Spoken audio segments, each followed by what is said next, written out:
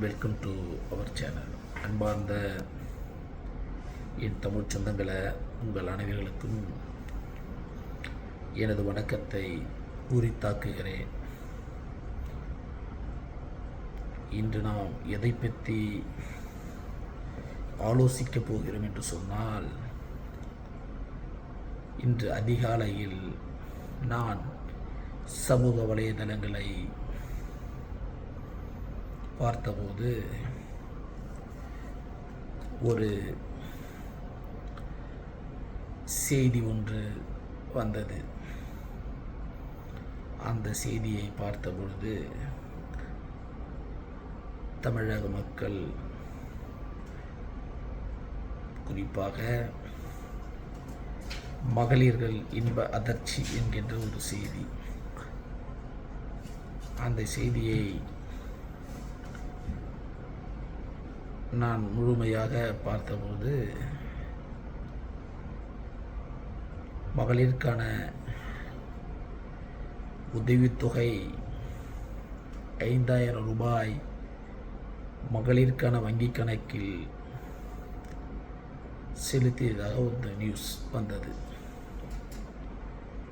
அப்பொழுதும் அந்த நியூஸ் அப்படியே கடந்து சென்று விட்டேன், பார்த்துவிட்டு சில மணி நேரங்கள் கழித்து ஒரு காணொளி பார்த்தேன். அதில் தமிழக முதல்வர் மதிப்பிற்குரிய முத்துவேல் கருணாநிதி அவர்கள் காணொளி வாயிலாக ஒரு பேட்டியை கொடுத்திருந்தார்.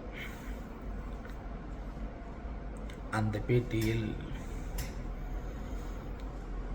தமிழக மக்களுக்கு, குறிப்பாக மகளிருக்கான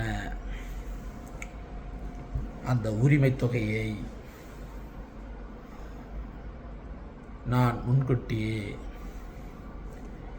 அவர்களுடைய வங்கிக் கணக்கில் செலுத்தியதாகவும், 3 மாதத்திற்கான உரிமை தொகை, அது ஊக்கத்தொகை என்பது கிடையாது, உரிமை தொகை என்றுதான் தமிழக அரசு அறிவித்திருக்கிறது. அந்த உரிமை தொகையை 2,000 + 3,000 5,000 தொகையாக அந்த மகளிருக்கான வங்கி கணக்கில் செலுத்தியிருக்கிறார்கள். நான் கணித்தது உண்டு. காலையில் அந்த செய்தியை பார்த்தவுடன் என்ன கணித்தேன் என்று சொன்னால், இன்னும் ஓரிரு மாதங்களில் தேர்தல் வர இருக்கிறது. தேர்தல் விதிமுறைகள் நடைமுறைப்படுத்திவிட்டால் அரசாங்கம்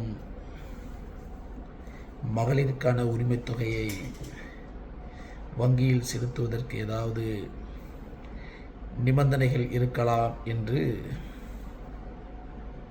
நான் யோசித்தேன். என்னுடன் வேண்டியப்பட்டவர்களிடத்திலும் நான் அதை பற்றி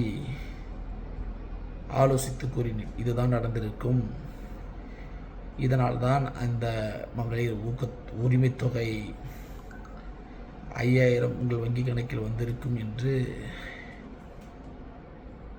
நான் அவர்களிடத்தில் சொல்லியிருந்தேன். சொன்ன சில மணி நேரங்களில் முதல்வரின் காணொளியை பார்த்தேன். சற்று வியந்தேன். என்ன காரணங்கள் என்று சொன்னால், அந்த உரிமை தொகையை மகளிருக்கு வழங்குவதில் சிக்கல் ஏற்படும் என்று தனக்கு முன்கூட்டியே செய்திகள் வந்ததாகவும், அதற்காக அந்த மாதிரி சூழல் ஏற்பட்டால் மகளிருக்கான உரிமை தொகை வழங்கப்படாமல் போகிடும்.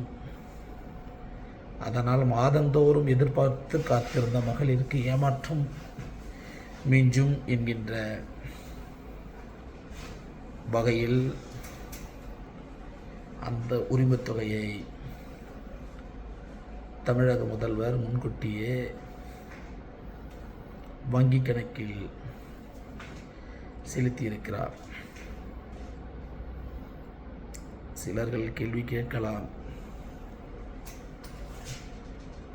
அந்த 1000 ரூபாய் வந்துதான் இவர்கள் பெரிய அளவில் செலவிடப் போகிறார்களா என்று யோசிக்கலாம். சற்று யோசித்து பார்க்க வேண்டும். அந்த 1000 ரூபாய் வருமானம் இல்லாமல் இருக்கின்ற குடும்பங்கள் தமிழகத்தில் உள்ளன. அப்படிப்பட்ட குடும்பங்களுக்கு அந்த 1000 ரூபாய் அவர்கள் குடும்ப செலவிற்கு ஏதாவது ஒரு வகையில் உதவியாக இருக்கும் என்பதில் எந்த மாற்று கருத்தும் இல்லை. எனக்கும் மாற்று கருத்து உண்டு. இலவசங்கள் கொடுப்பதில் மாற்று கருத்து உண்டு. இருந்தபோதிலும் அனைவர்களுக்கும் அரசாங்கம் வேலை வழங்க முடியாது என்பது தெரிந்த விஷயம்தான். அனைவர்களுக்கும், தமிழகத்தில் இருக்கின்ற ஒவ்வொரு மக்களுக்கும் லட்சக்கணக்கில் ஊதியம் கொடுத்து வேலை கொடுக்க முடியாது அரசாங்கத்தால்.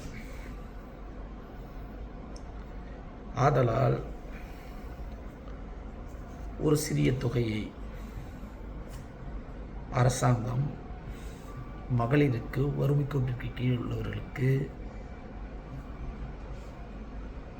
1000 ரூபாயாக வழங்கி வருகிறார்கள். இப்பொழுது அதை உயர்த்தி 3 மாதங்களுக்கு 3000 ப்ளஸ் ஊக்கத்தொகையாக 2000, 5000 வழங்கியிருக்கிறார். அதை என்னை பொறுத்தவரையில்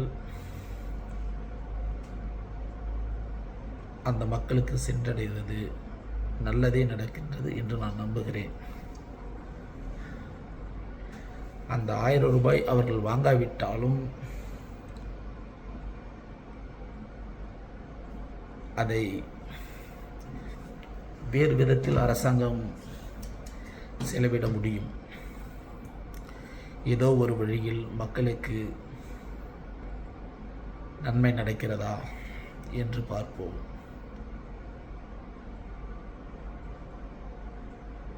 மக்களுக்கு அந்த உரிமைத் தொகையை வழங்கியதற்காக